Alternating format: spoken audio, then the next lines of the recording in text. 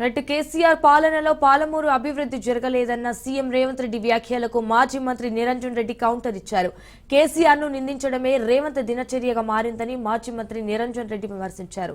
అయితే వనపర్తి జిల్లా వ్యాప్తంగా కేసీఆర్ ఆనవాళ్లే ఉన్నాయన్నారు. మెడికల్, నర్సింగ్ కాలేజీలు సహా ఇతర విద్యాసంస్థలకు కేసీఆర్ హయాంలోనే నిధులు మంజూరయ్యాయని గుర్తు చేశారు. ఇక తాము చేసిన పనులకే రేవంత్ కొబ్బరికాయలు కోరుతున్నారని నిరంజన్ రెడ్డి అన్నారు. రోజమ్మ ఇంటికి పోయిండు, రొయ్యల పులుసు తిన్నాడు. ఏమన్నాడయా?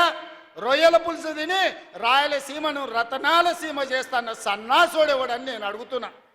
రోజమ్మ పెట్టిన రొయ్యల పులుసు తింటేనే రాయలసీమను రతనాల సీమ చేయాలన్న చంద్రశేఖరరావు కరీంనగర్ నుంచి వలస వచ్చిన నిన్ను హక్కున పెట్టుకొని గుండెల్లో పెట్టుకొని భుజాల మీద మోసి పార్లమెంటు సభ్యుడిగా ఢిల్లీకి పంపిస్తే ఇవాళ తెలంగాణ రాష్ట్రానికి ముఖ్యమంత్రి అయినవు. మరి మాకెంత చేయాలి? నువ్వు పాలమూరు ద్రోహివి.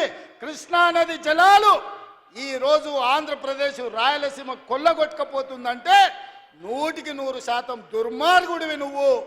ఈరోజు 811 టీఎంసీల్లో 512 టీఎంసీలు ఆంధ్రకు తీసుకుపోయినని సంతకం పెట్టిన దుర్మార్గుడివి. ఇవాళ సంతకమే తెలంగాణ రైతాంగానికి యమపాశమై ఈరోజు మా ప్రాణాలను బలిగొనే పరిస్థితి వచ్చింది.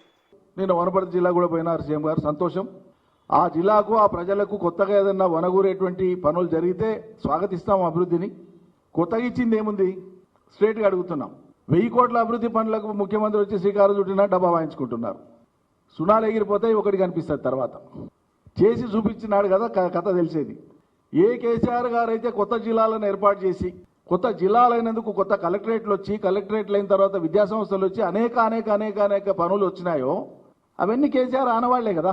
ఇక తమరు నేను కేసీఆర్ ఆనవాళ్ళు లేకుండా చేస్తాను పోయి కేసీఆర్ ఏర్పాటు చేసిన కొత్త జిల్లాలోకి పోయి కేసీఆర్ ఏర్పాటు చేసినటువంటి విద్యాసంస్థలకు పోయి ఏవైతే ఫౌండేషన్లు అయినాయో ఏవైతే పనులు అయినాయో వాటికాడ పోయి మళ్ళీ శంకుస్థాపన చేయడం ఏంటండి బాబు? ఇది ముఖ్యమంత్రి పదవికి కళంకం కదా, అవమానం కదా.